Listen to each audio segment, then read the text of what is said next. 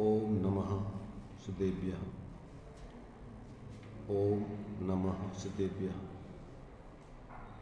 ओम नमः सिद्धेभ्यः।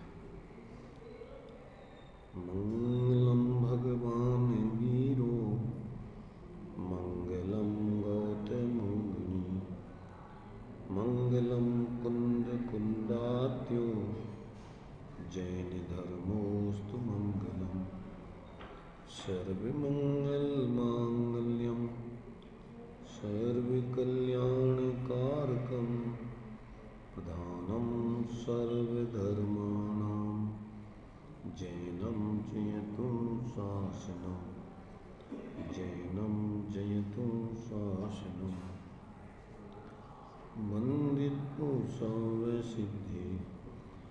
दुर्गमचलमणोभवं गतिं पत्ते मुच्छामि समय पाहुड मृणमो सुधकेलिवनिदम् नमः समय साराय स्वानुभूत्या चकाशते चित्स्वभावाय भावाय सर्वभावान्तरच्छिदे।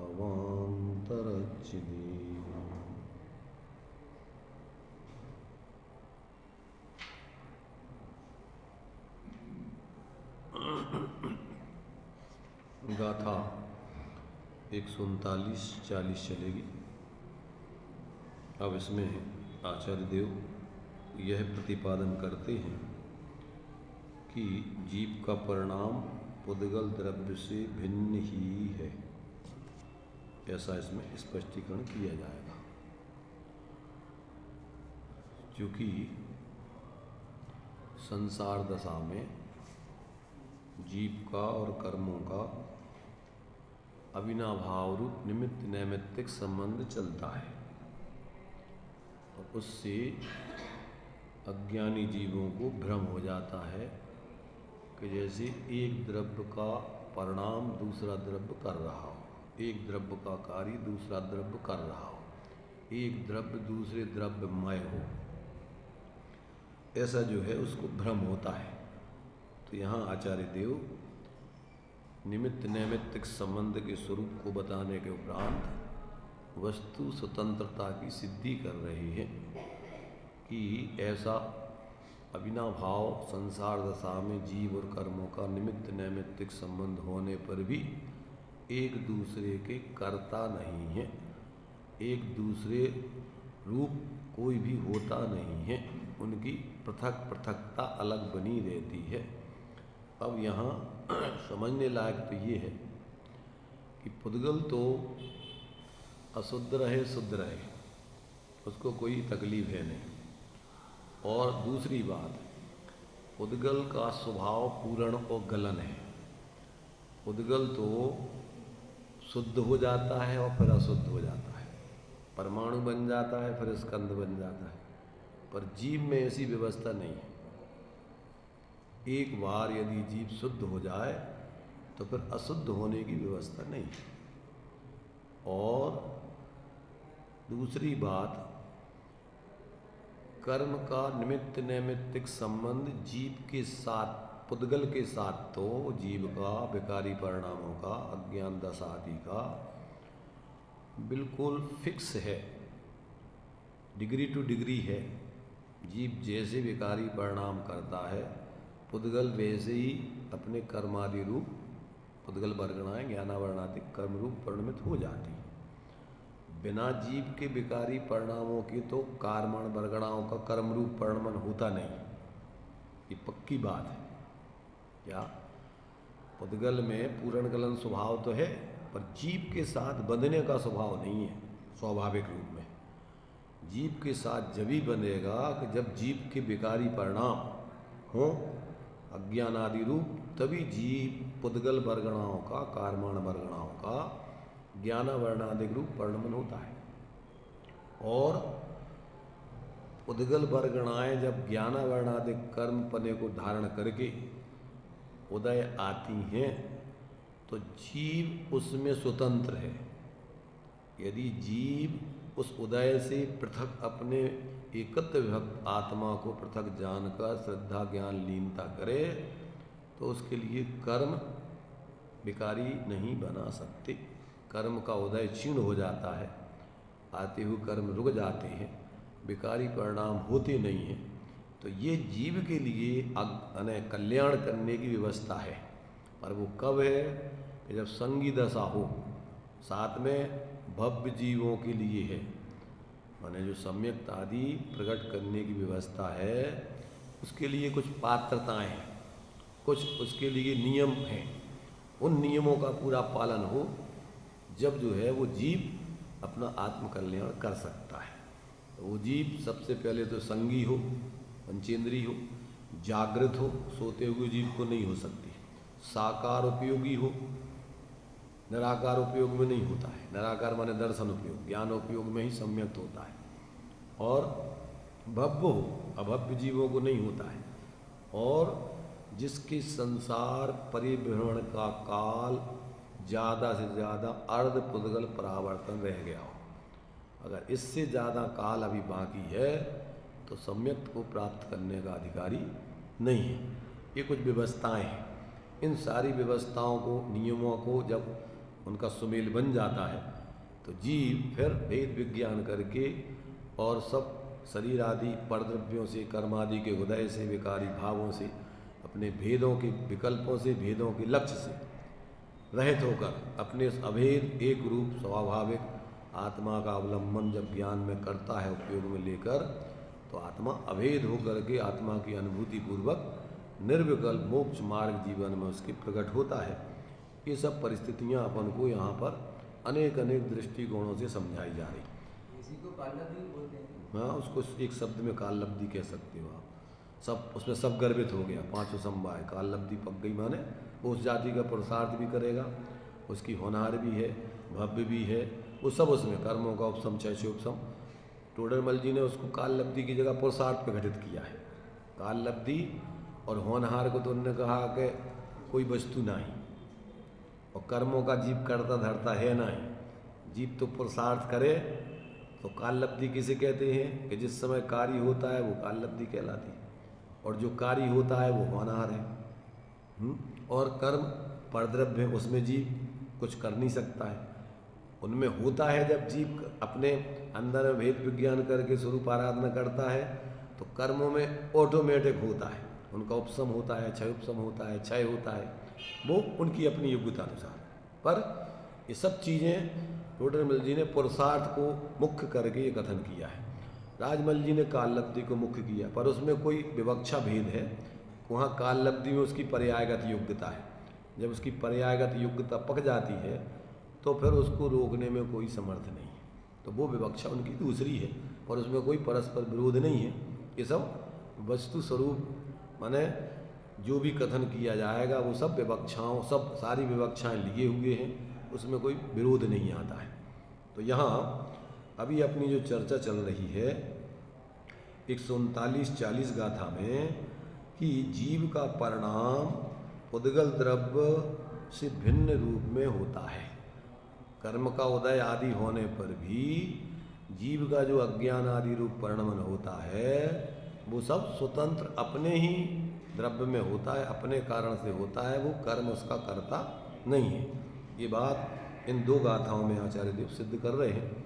इसको अपन पढ़ते हैं, फिर अपन आगे टीका आदि के माध्यम से विशेष विचार करेंगे। जीवस्य दुःखं मेणया सह परिणामाहु होन्ति रागादि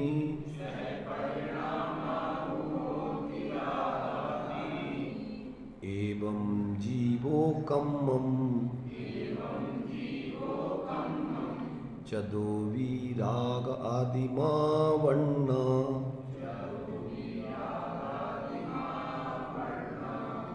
एकस्य दुपरिणामो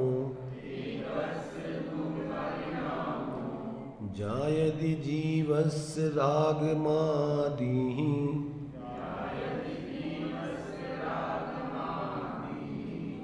ताकं मोदय हेतुः बिना जीवस्य परिणामो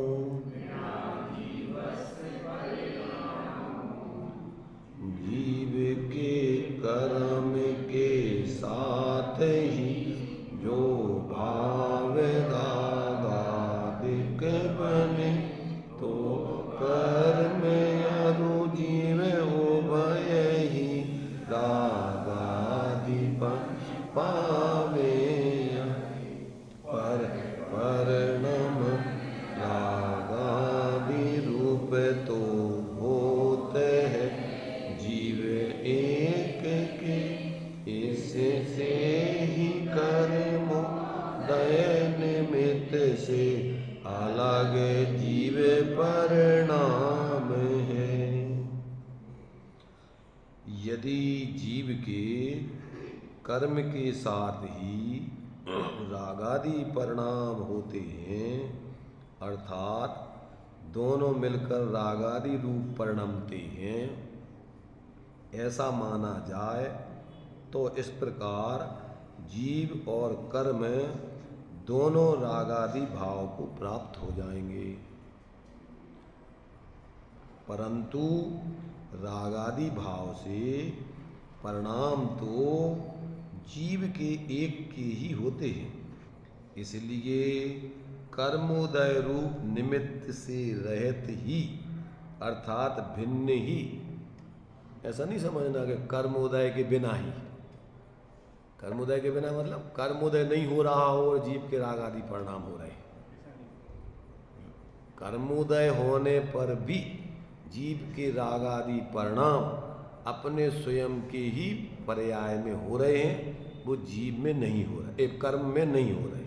ऐसा उसको लगाना है कि उधर इधर अग्नि जल रही है और इधर पानी गर्म हो रहा है, तो अग्नि का उष्णता पानी में नहीं आ रही है।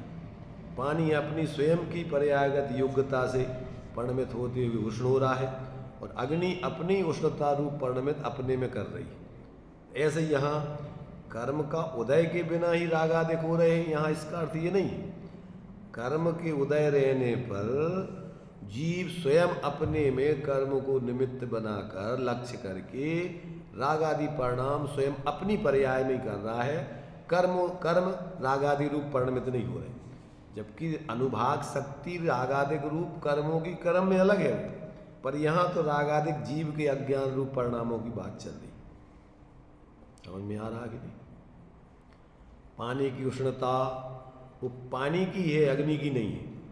अग्नि पानी की उष्णता रूप परिणमित नहीं हो रहा है, हो रही है अग्नि। पानी की उष्णता अपनी स्वयं की योग्यता से परिणमित उसमें उष्णता हो रही है, और अग्नि की उष्णता तो अग्नि में ही है, उसकी उष्णता से नहीं आती। इसलिए पुद्गल के जो प्रकृति प्रदेश स्थिति अनुभाग रूप कर्मों का उदय आया है, तो वो अनुभाग रागादि मिथ्यातादि रूप पुद्गल का पुद्गल में है, पर उसके बिना हो रहा है का मतलब, उसके बिना का मतलब ये अपनी स्वतंत्रता से रागादि रूप परिणमन कर रहा है, उसका कुछ भी इसमें नहीं आ रहा है, पर लक्ष्य ये उस रागादिक कर्म के उदय को बना करके कर रहा है।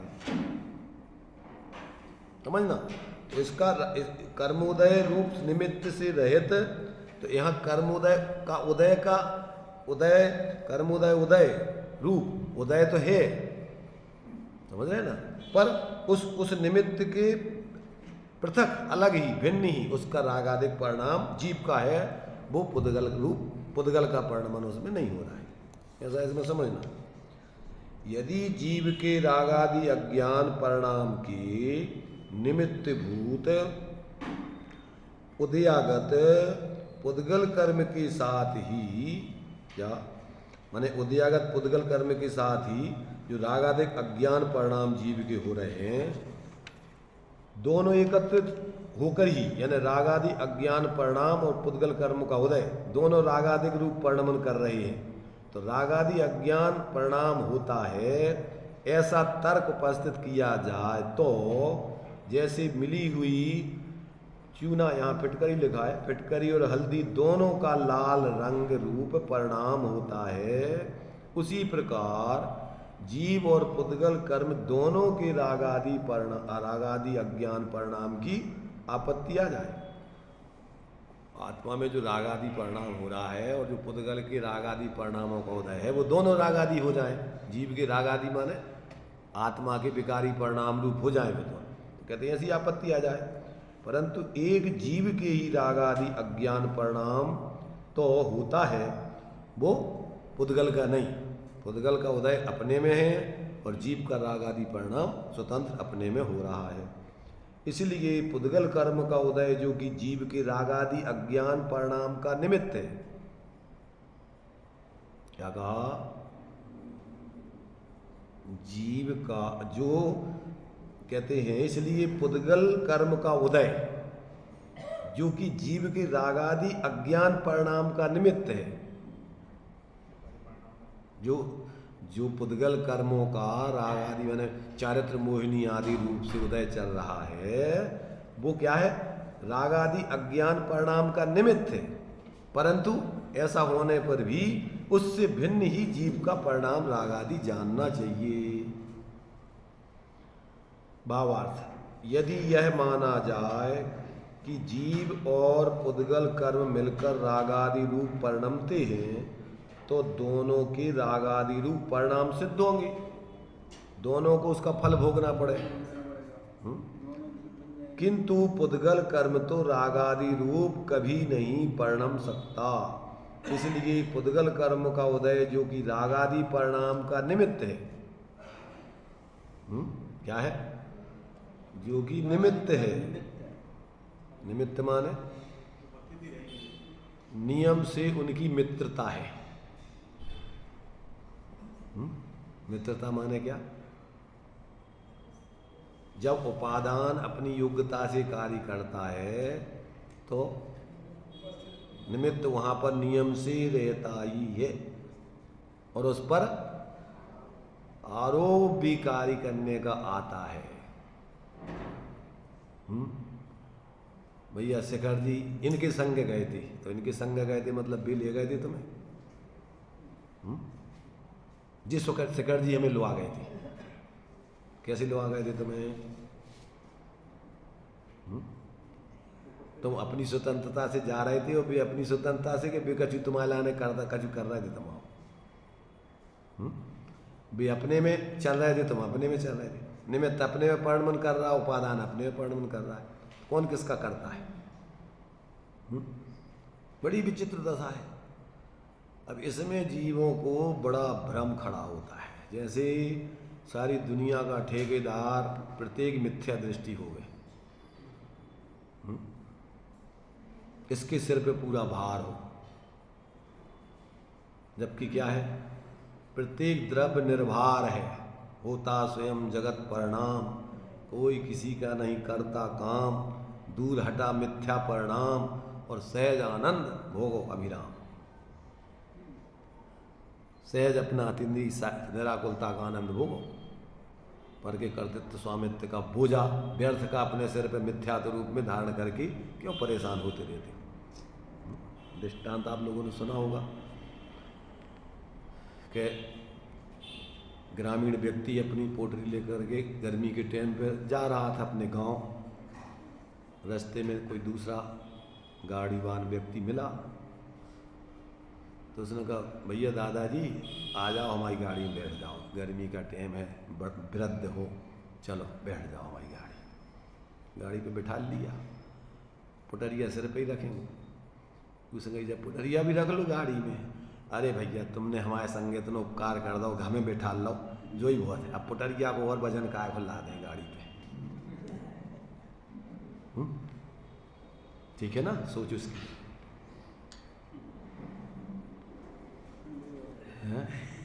अरे मूर्ख, जब तू पुटरिया सिर पे रखे, तू गाड़ी में बैठा है तो व्यर्थ में ही बोझा ढो रहा है तू पुटरिया का। वजन तो गाड़ी ले जा रही ना, कि तू ले जा रहा है।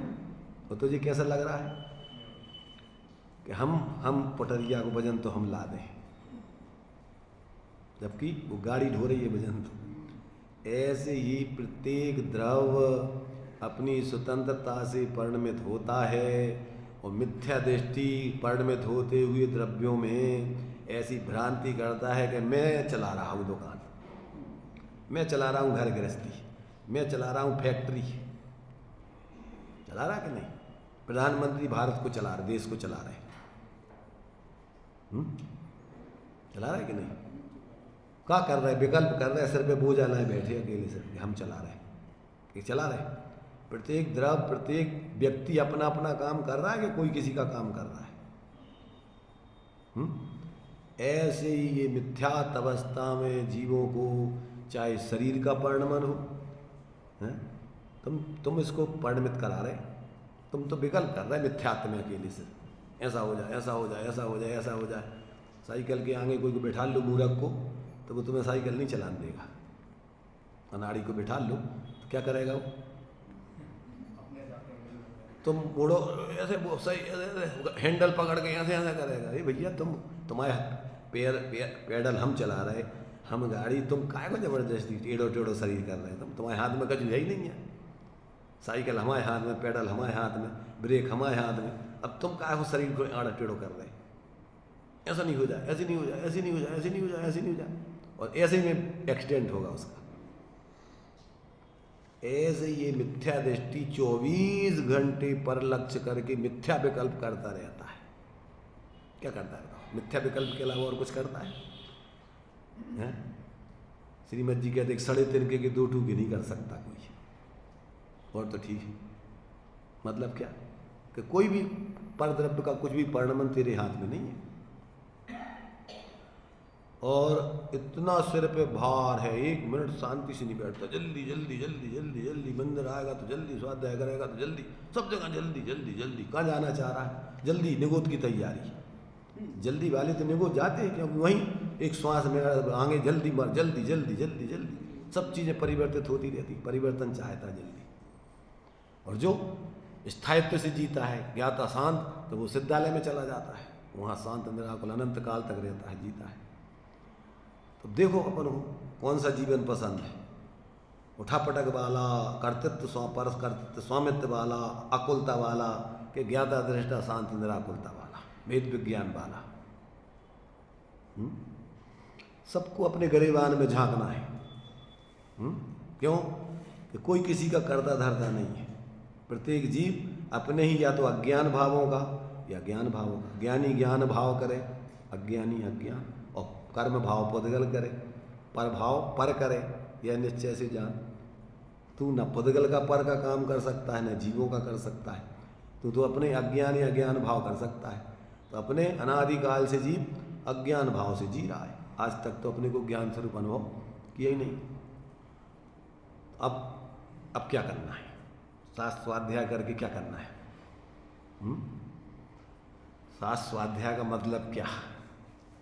अपने को ज्ञाता दृष्टा जानना, देखना, अनुभवना, क्या और कुछ? कि चलो हो गई स्वाध्याय, चलो जल्दी अपनो काम कौन सा? मूर्ता को, विकल्पों को, राग देश को। बहुत भ्रम है व्यक्तियों को, बहुत भ्रम है। जब तक ज्ञान में ज्ञान स्वरूप आत्मा का लक्ष्य अनुभव करके अतीन्द्रिय आनंद का भोग नहीं होता, तब तक इसका भ्रम दूर नहीं होता है। रागादि प्रगट जी दुख देन कब? कि अपने एकत्व भक्त आत्मा के अवलंबन से जब सुख, अतीन्द्रिय आनंद, जब आत्म अनुभव आवे, तब उसको और कुछ नहीं सुहाता। और जब तक आत्म अनुभव नहीं आवे, तब तक इसको छोड़ के बाकी सब सुहाता है। धर्म के नाम पे कर रहा हो, चाहे संसार के नाम पे, पर कुछ ना कुछ करना है, इसको मनना है, संकल्प विकल्प करके। शांति से नहीं जीना 1 मिनट। और दूसरों को भी नेतागिरी करके दूसरों को भी कराना चाहता है, तुम भी करो, शांति से नहीं बैठो।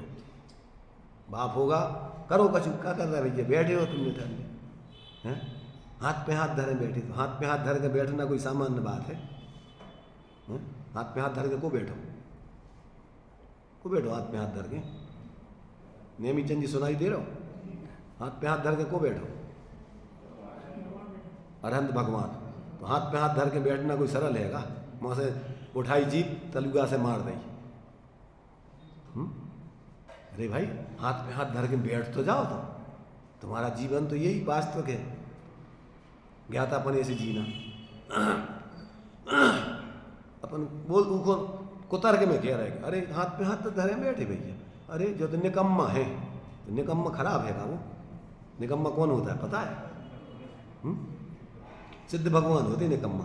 निकम्मा अठ गुणा किंचुणा चरम देहेदु सिद्धा लोया गढ़ निच्चा उपाद वयम संजता। तो निकम्मा तो वे सिद्ध भगवान होते। तो निकम्मा खराब है बन वो कि आनंदमय चीज है निकम्मा बन जाना। अपन को शर्म लगा था कोई कह देगा निकम्मा हो गए, कोई कह दे हाथ पे हाथ धरे बैठे तुम्हारी बेइज्जती कर दे। बेइज्जती नहीं है, तुम्हें भगवान का माने एक प्रकार की दूसरे लोगों ने गाली बना रखी है, समझ रहे ना। जैनों के लिए क्या है माने एक प्रकार से वो गाली के रूप में भूलते हैं। इनके भगवान हाथ पे हाथ धरे बैठे, इनके भगवान निकम्मा है। तो लोग में कोई से कह देवे कि हाथ पे हाथ धरे बैठे तो लोग में बुरा मान जाता है कि प्रसन्न होने चाहिए। कोई कह देवे तुमसे कि हाथ पे हाथ धरे बैठे, क्या भैया भैया तुम कह तो रहे हो धरे हाथ पे हाथ धर के बैठ नहीं पाए। चाहे तो भावना तो हमारी यही है कि कब हाथ पे हाथ धर के बैठ जाए। है कोई की भावना हाथ पे हाथ धर के बैठे रहे की कोई की भावना है? कि करता धरता बने रहे की भावना है रात दिन? अंदर में देखो अपने गरेबान में कि हमारी रुचि रस किधर है। इसलिए ये गाथाएं अपन को वास्तविक जीवन जीने की कला सिखा देने के लिए लिखी हैं कि भैया मूल जीवन ये है। अज्ञान दशा में जीव क्या भ्रम से मानता है और वास्तव में जीव का मूल जीवन है क्या। इसलिए यहाँ कि ये अज्ञान दशा में जो कर्म का उदय क्या है जीव के रागादि परिणामों का निमित्त होता है, फिर भी वो निमित्त पृथक रहता है और जीव के राग आदि परिणाम स्वतंत्रता से अपने में होते हैं।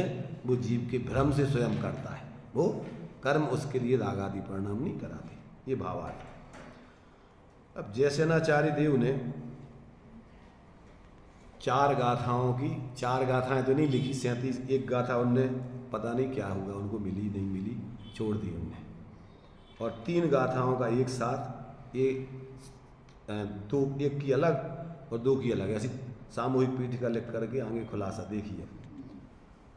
माने कर्म के परिणमन की निमित्त नैमित्तिक संबंध के होने पर भी स्वतंत्रता 2 गाथाओं में, और जीव की भी निमित्त नैमित्तिक संबंध से अज्ञान भाव रूप परिणमन होने पर उसकी स्वतंत्रता ये 4 गाथाओं में दी है।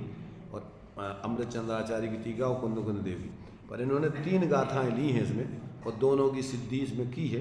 तो यहाँ 137 तो इस गाथा आत्मख्याति में है जो इसमें है नहीं, और 139 की यहाँ टीका जो लिखी है पहले सामूहिक पीठिका है, फिर आगे एक गाथा की तात्पर्य वृत्ति है, फिर 2 गाथाओं की तात्पर्य वृत्ति आगे है। देखिए इससे आगे जीव और पुद्गल के परस्पर उपादान कारण के निमित्त की मुख्यता से 3 गाथाओं द्वारा 8वें अंतराधिकार में समुदाय पातनिका यहाँ पर है गई।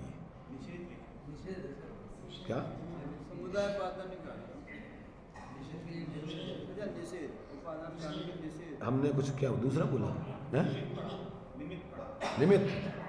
अच्छा चलो इससे फिर से पढ़ते हैं। अब इससे आगे जीव और पुद्गल के परस्पर उपादान कारण की निषेध की मुख्यता से 3 गाथाओं द्वारा 8वें अंतराधिकार में समुदाय पातनिका है। दोनों ही उपादान है, दोनों ही सुनो सुनो उसका क्या अर्थ कहना चाह रहे हो। समूह रूप में 3 गाथाओं का अर्थ क्या कहना चाह रहे। एक द्रव्य दूसरे द्रव्य का परिणमन नहीं करता। उपादान कारण माने एक द्रव्य का परिणमन दूसरा द्रव्य नहीं कर सकता, नहीं कर रहा है। इस अपेक्षा से उपादान कारण के निषेध की अपेक्षा परिणमन तो बताना है, निमित्त नैमित्तिक संबंध भी समझाना है, परंतु क्या क्या बताना है, एक दूसरे के उपादान रूप करता नहीं है, निमित्त करता ही है। निमित्त करता का मतलब संयोग रूप ही है, वास्तव में उनका परिणमन एक दूसरे का स्वाभाविक एक दूसरे के भाव रूप नहीं होता है, ये बताना है। राग में दोनों उपादान नहीं हैं? राग में दोनों अपने अपने उपादान है। पुद्गल का राग परिणाम अलग है, चारित्र का जीव का परिणाम एक दूसरे के राग के उपादान करता एक दूसरे नहीं है, ये समझाना है। अब यहाँ इन्होंने दिया है पुस्तक में, हिंदी टीकाकार ने, आचार्य अमृतचंद्र कृत आत्मख्याति में समागत गाथा 137 की टीका आचार्य जयसेन कृत तात्पर्य वृत्ति में नहीं मिलती है। अब जो एक गाथा 39-38 है, 37-38 में से 37 गाथा नहीं है, 38 है, उसका अर्थ बताते हैं तात्पर्य वृत्ति के माध्यम से। अब निश्चय से पुद्गल कर्मों का परिणाम जीव से भिन्न ही है, निश्चय से, ऐसा निरूपण करते हैं। तो निश्चय माने अभेद निश्चया भेद व्यवहारा। निश्चय कैसे कहते हैं? एक वस्तु के कथन को उसी वस्तु का कथन करना, उसका नाम निश्चय है। और एक वस्तु का कथन दूसरी वस्तु के माध्यम से करना, वो निश्चय का नहीं है, वो असद्भुत व्यवहार का कथन है। एकस्य दु परिणामो पुद्गल दव्वस कम भावेण, जिस कारण से एक उपादान भूत कर्म वर्गणा योग्य पुद्गल द्रव्य का द्रव्य कर्म रूप से परिणाम है, उसी कारण से ता जीव भाव हेतु ही बिना कम्मस्य परिणामों जीवगत मिथ्यात्व रागादि परिणाम रूप उपादान हेतु के बिना भी द्रव्य कर्मों का परिणाम जानना चाहिए। क्या कह रहे कि जीव भाव हेतु ही बिना कम्मस्य परिणामों जीवगत मिथ्यात्व रागादि परिणाम रूप उपादान कारण के बिना, यानी निमित्त पूर्वक। उपादान कारण के बिना माने क्या? माने ऐसे जीव के जो रागादि अज्ञानमय परिणाम हैं, वे स्वयं पुद्गल कर्म रूप से परिणमित नहीं होते हैं, ज्ञानावरणादिक कर्म रूप से। इसलिए उपादान कारण के बिना, यानी वो उनका परिणमन नहीं है पुद्गल कर्मों के रूप में, 8 ज्ञानावरणादि कर्म के रूप में। जीव के जो अज्ञान रूप मिथ्यात कषाय आदि के रूप जो भाव हो रहे हैं बेकारी, वे जीव के परिणाम उपादानगत आत्मा ही में हो रहे हैं, वे जीव के पुद्गल में नहीं जा सकते। तो ऐसे उपादान हेतु के बिना भी समझा ना, माने वो उसका परिणमन उनमें नहीं जाने पर भी द्रव्य कर्मों का परिणाम अपने में स्वयं अपनी उपादानगत योग्यता से होता है, ऐसा यहाँ समझना है। अब ये अपन अगर ये सारे विषय समझ लें, अपने जीवन में ये सब प्रश्नोत्तर खत्म हो जाने चाहिए। तो बार बार अपन फिर मूढ़ता के प्रश्न, कोई भी प्रवचन चलते हैं और उसमें अपन बेई के बेई प्रश्नोत्तर फिर नए नए उसी रूप में फिर पूछते रहते, फिर इसका मतलब तुम्हारी समझ में कुछ नहीं आता। एक बार विषय समझ लिया जाए, एक बार रोटी बनाने की कला सीख ली, तब रोज ना बहू पूछेगी सासू से कि मम्मी अब जो कैसे बेल हो जात, अब जो कैसी उस नहीं जात,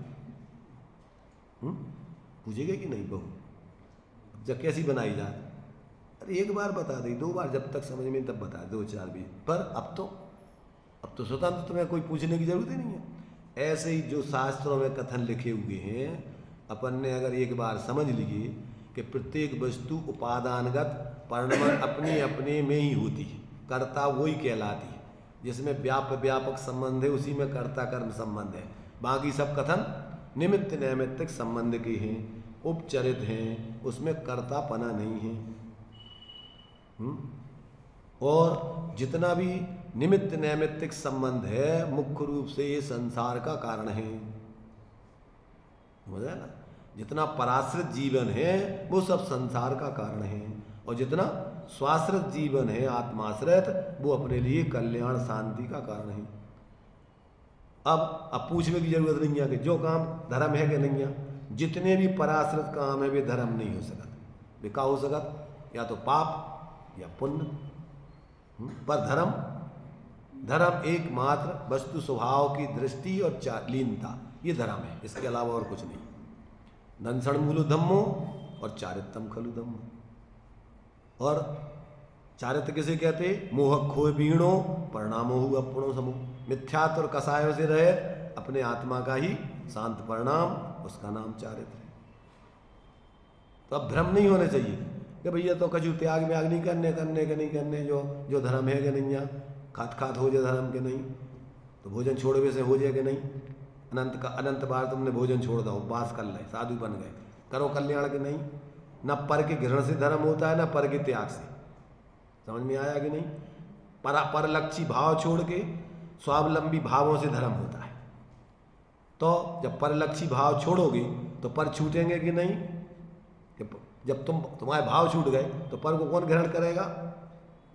तो पर भी संग छूटेगा, उस पे आरोप आएगा उसके त्याग का। समझ में आ रहा कि नहीं आ रहा? तुम्हारे विकारी परिणाम पूर्वक परावलंबन ग्रहण होता है, और जब तुम्हारे विकारी परिणाम छूट गए, जब तुम्हारा परावलंबन जीवन की रुचि बदल गई, तो पर छूटेंगे कि नहीं छूटेंगे? छूटेंगे कहो या छोड़ोगे कहो? इसमें कछु भ्रम, इसमें कछु दम नहीं है शब्द बदल देने में। चरणानुयोग कहता छोड़ो। आचार्य अमृतचंद देव कह रहे, क्या कह रहे? कि यदि तुम्हारे लिए भाव दुख से मुक्त होना चाहते हो तो क्या करो? श्रामण अंगीकार करो, मुनि बनो, साधुता ग्रहण करो। तो अब इसमें क्या होगा? मिथ्यात्व होगा। अगर साधु बनवे की कह दी तो परकर्तृत्व का भाव आ गया कि नहीं आ गया? मैंने ये बहुत बड़ी भ्रमणाएं हैं। चारों अनुयोगों की कथन शैली अपन को मोक्ष मार्ग प्रकाशक के 8वें अधिकार से सीखना चाहिए कि कौन किसकी कौन सी शैली है बोलने की। उस शैली में मिथ्यात्व नहीं हो जाता है, वो तो उनका बोलने का उनका तरीका ही है। जैसे जो व्यंग करने वाला कवि होता है, तो वो कोई भी अपनी बात तुम्हारी गलती छुड़ाना है तो वो सीधे सीधे नहीं कहता है छोड़ दो। क्या करेगा? वो व्यंगात्मक, भैया अब तुम काय तुम बड़े आदमी हो, तुम काय के लाने ऐसा करोगे?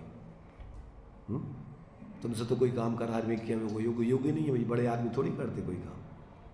क्या उसकी शैली? उसकी शैली ये नहीं है कि भैया तुम ये काम करो यार, आदमी बन जाओ थोड़े, ये नहीं कहे। वो क्या कहेगा?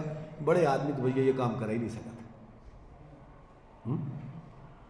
रईस होते ना, रईस, तो रईस का क्या अर्थ होता है? रईस की परिभाषा है, मालूम का है? रईस बोलते हैं उस नाई को, नहीं घोड़े पे उस पर बैठने वाले, हाथी पे, हाँ बैठने वाले उसको हैं? वो नहीं, वो जो घोड़े को पकड़ने वाला, हाथी को पकड़ने वाला, ले जाने वाला है, वो सही से। और ये जो उस पर बैठा हुआ है ये रईस है। माने उसका स्वामी कौन है उस घोड़े का? वो जो ले जा रहा है वो उसके हाथ में है। तुम तो बैठे हो रईस, तुम्हारे हाथ में कछु नहीं है। वो जहाँ ले जाएगा वो तो जाने तुम्हें। रईस आदमी पानी भी एक गिलास भर के नहीं पी सकता है, प्यासों मरेगा। नौकर आके दे देगा तो पी पाएगा, न तो तुम प्यासे मरोगे। हैं? तो रईस माने ईश्वर पने से स्वामित्व से रहित, रा माने रहित, ईश अपने स्वामित्व पने से रहित, पराधीन पूरा जीवन, उसका नाम रईस है। गुलाम और दूसरों के आश्रित जीवन। तो ये जो है यहाँ मोक्ष मार्ग में रईसी पने का जीवन नहीं चलता है। यहाँ तो सही स्वाश्रित जीवन है। प्रत्येक द्रव अपना अपना स्वयं का ईश्वर है, मालिक है। ये पूरा किसी के दूसरों के आश्रित जीवन नहीं चलता है। इसलिए यहाँ देखिए अब क्या कह रहे, तो अब निश्चय से पुद्गल कर्म का परिणाम जीव से भिन्न ही है, ऐसा यहाँ निरूपण करते हैं। तो जिस कारण से एक उपादानभूत कर्म वर्गणा योग पुद्गल द्रव्य का द्रव्य कर्म रूप से परिणाम है, उसी कारण से जीवगत मिथ्यात्व रागादि परिणाम रूप उपादान हेतु के बिना भी द्रव्य कर्मों का परिणाम है। तो ऊपर उपादान भूत कर्म वर्गणा योग पुद्गल द्रव्य का द्रव्य कर्म रूप से परिणाम है, उसी कारण से। किस कारण से? कि पुद्गल द्रव्य वर्गणाओं का उपादान रूप से परिणाम उनका है, इसलिए जीवगत मिथ्यात्व रागादि परिणाम उपादान हेतु के बिना, माने जीव में जो रागादिक परिणाम जीव के कारण से अपने में हो रहा है, उसके बिना ही पुद्गल का ज्ञानावरणादिक रूप से जो परिणामन हो रहा है जीव के अज्ञान भाव पूर्वक, वो उसका अपना स्वतंत्र हो रहा है। तो यहाँ पर जीव के रागादि उपादान कारण हेतु के बिना, ध्यान रखना, यहाँ निमित्त हेतु का निषेध नहीं कर रहा है, यहाँ समझ है ना। अगर निमित्त हेतु का निषेध कर दोगे तो विपरीत कथन हो जाएगा। और उपादान रूप में हेतु का कथन कर दोगे तो विपरीत कथन हो जाएगा। दोनों विवक्षाएं समझना कि कथन निमित्त की तरफ से है कि उपादान की तरफ से। तो जीव के रागादि विकारी परिणाम उपादान हेतु के बिना, माने ये स्वयं उस रूप परिणमन नहीं कर रहा है, पर निमित्त हेतु का निषेध यहाँ नहीं करना है, भी द्रव्य कर्मों का परिणाम होता है, ऐसा जानना चाहिए। तो ये 38 गाथा का, माने 37 की नहीं हो गई, एक गाथा में इन्होंने दोनों कार्य इसमें निपटा दिए। अब तात्पर्य वृत्ति हिंदी ये जो 39-40 गाथा पढ़ी अपन ने उसकी है ये। अब निश्चय से कर्म पुद्गलों से जीव का परिणाम भिन्न ही है, ऐसा कहते हैं। जीवस्य दु कम्मेण या सह परिणाम दु होन्ति रागादि। यदि पुद्गल उपादान भूत जीव के उपादान भूत कर्मोदय के साथ रागादि परिणाम होते हैं। क्या कहा? यदि उपादान कारणभूत जीव के उपादान भूत कर्मोदय के साथ रागादि परिणाम होते हैं, एवं जीवो कम्मम च दुबी रागादि मावन्ना। इस प्रकार तो जीव एवं पुद्गल दोनों के रागादि परिणामों का उपादान कारणपना होने पर चूना एवं हल्दी की तरह दोनों रागादि पने को प्राप्त होंगे। ऐसा होने पर पुद्गल के भी चेतनपना प्राप्त होगा, और वह तो प्रत्यक्ष विरुद्ध है। अब एकस्य दु परिणामो जायति जीवस रागमादि ही। अब यदि पूर्व दोष के भय से, अब तुम कहते हो कि उपादान कारणभूत तो दो मिलके कार्य नहीं करते, जीव के विकारी परिणाम को नहीं करते, पुद्गल का उदय और जीव स्वयं दोनों मिलकर के तो रागादि परिणाम जीव के नहीं हो रहे। तो अब उस भय से दूसरा पक्ष लेते हैं। यदि पूर्व दोष के भय से, अब कहते एकांतता, ध्यान रखना इसमें, एकांतता मात्र जीव के उपादान कारण से ही रागादि परिणाम उत्पन्न होवे, ऐसा आपका मत है, तो ता कम्मोदय हेतु बिना जीवस्य परिणामों, इससे यह दोष उत्पन्न हुआ कि कर्मोदय के निमित्त बिना भी शुद्ध जीव के रागादि परिणाम उत्पन्न होंगे। और मैंने तुम कहोगे कर्मोदय के बिना ही ये भाव हो रहे हैं, तो कहते फिर सिद्ध भगवान के हो जाएंगे, होने लग जाएंगे। और यह प्रत्यक्ष विरुद्ध है तथा आगम के भी विरुद्ध है।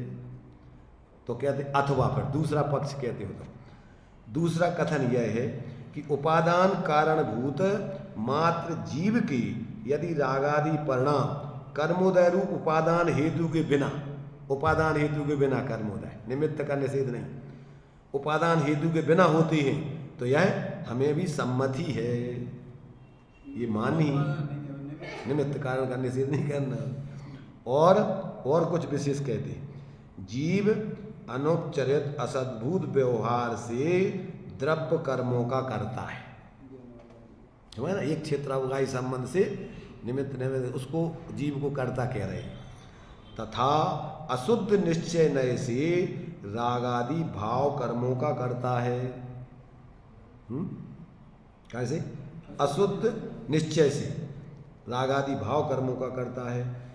वह अशुद्ध निश्चय यद्यपि द्रव्य कर्मों के कर्तृत्व के विषयभूत अनुपचरित असद्भूत व्यवहार नय की अपेक्षा से निश्चय संज्ञा को प्राप्त होता है। जीव में होने वाले विकारी परिणाम तो निश्चय संज्ञा को प्राप्त होते हैं, और वो जो व्यवहार तुम्हारा अनुपचरित असद्भूत व्यवहार है, वो द्रव्य कर्मों का कर्तापना जो कहा गया था, वो निश्चयपने को प्राप्त नहीं होता है, समझ रहे ना? हाँ, तो कर्तृत्व के विषयभूत अनुपचरित असद्भूत व्यवहार नय की अपेक्षा से निश्चय संज्ञा को वो अशुद्ध निश्चय नय प्राप्त होता है।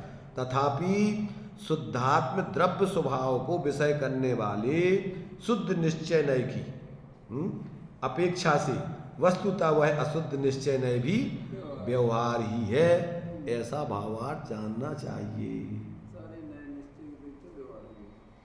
इस प्रकार पुण्य पाप आदि 7 पदार्थों की पीठ का रूप महाअधिकार में जीव और कर्म पुद्गलों का परस्पर उपादान कारण के निषेध की मुख्यता से, निमित्त कारण के निषेध का नहीं,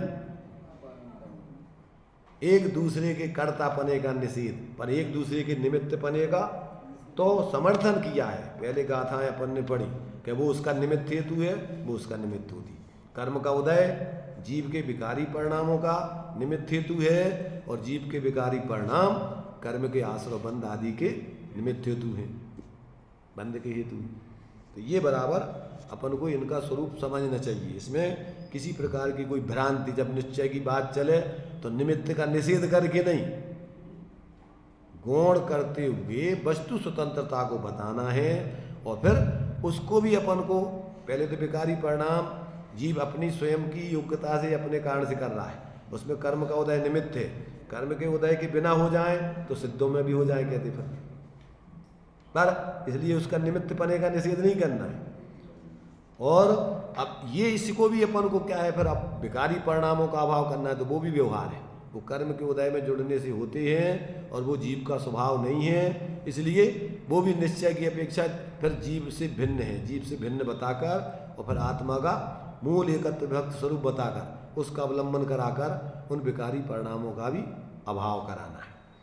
तो इस प्रकार से कहाँ कौन सी बात किस लिए बताई जा रही है, कहीं ऐसा नहीं हो कि तुम बिल्कुल भ्रम में पड़ जाओ, एकांत से निमित्त नैमित्तिक संबंध का सर्वथा निषेध करके और जीव में भी विकारी परिणाम अपने आप पैदा कराने लग जाओ, तो फिर सिद्ध भी दूसरे लोग जो मानते हैं भगवान उतर के फिर आ जाते हैं, संसार में जन्म ले लेते, जब उनकी इच्छा हुई तो फिर आ गए। ऐसा नहीं है कि अब कोई जीव शुद्ध हो गया, अब चाहे कि हम अब फिर संसारी बन जाएं, फिर देखें थोड़ा संसार को आनंद लेके, अब ऐसी व्यवस्था नहीं है। फिर पुद्गल तो परमाणु से स्कंद बन सकता है, पर कर्म रूप परिणमन पुद्गल का भी नहीं हो सकता है।